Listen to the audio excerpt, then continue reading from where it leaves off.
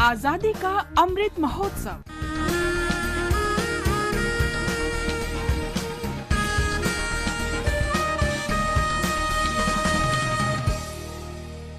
आजादी का सफर आकाशवाणी के साथ। आज की कड़ी में हम स्वतंत्रता सेनानी और भारत के 8वें राष्ट्रपति रामास्वामी वेंकटरमण को याद करते हैं। 27 जनवरी 2009 को उनका निधन हो गया था। छोटी सी आयु में ही वे देश के स्वतंत्रता आंदोलन में शामिल हो गए थे और उन्होंने भारत छोड़ो आंदोलन में भी भाग लिया था।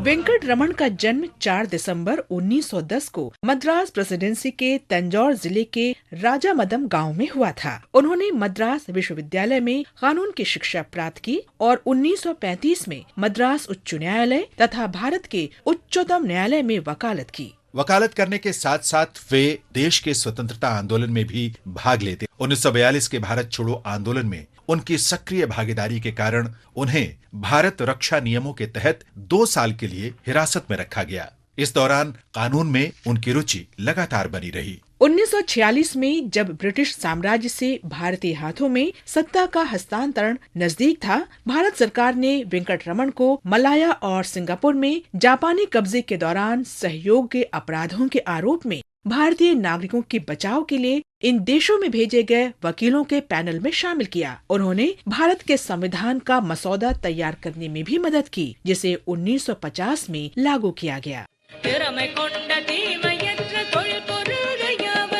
वेंकटरमण उस संसदीय दल का अभिन्न अंग थे जिसने 1950 और 1952 के बीच की अवधि के दौरान भारत के प्रांतीय संसद को फिर से डिजाइन किया। 1950 में वे भारत के अंतरिम संसद और 1952 से 1957 तक पहली संसद के लिए चुने गए। 1957 में वे फिर से संसद के लिए चुने गए। वेंकटरमण ने एक मंत्री के रूप में मद्रास राज्य सरकार में शामिल होने के लिए लोकसभा सीट से इस्तीफा दे दिया। वेंकटरमण ने 1957 से 1967 तक उद्योग, श्रम, सहकारिता, बिजली, परिवहन और वाणिज्यिक करों के विभाग का दायित्व संभाला। इस दौरान वे उच्च सदन अर्थात मद्रास विधान परिषद के नेता भी रहे। वेंकटरमण को 1967 में केंद्रीय योजना आयोग के सदस्य के रूप में नियुक्त किया गया था और उन्हें उद्योग, श्रम, बिजली, परिवहन, संचार और रेलवे के विषय सौंपे गए थे। उन्होंने 1971 तक ये पद संभाले। 1977 में वेंकटरमण मद्रास दक्षिण निर्वाचन क्षेत्र से लोकसभा के लिए चुने गए और लोक लेखा समिति में अध्यक्ष तथा विपक्षी सांसद के रूप में अपनी सेवाएं दी।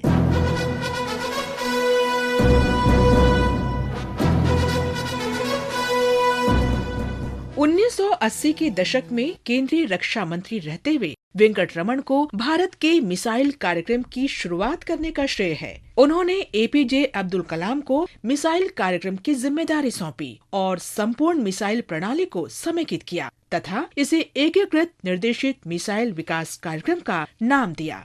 बाद में वे भारत के उपराष्ट्रपति बने और फिर 1987 से राष्ट्रपति का पद संभाला, जहां उन्होंने 4 प्रधानमंत्रियों के साथ काम किया। भारत माता के इस महान सपूत को हमारा नमन।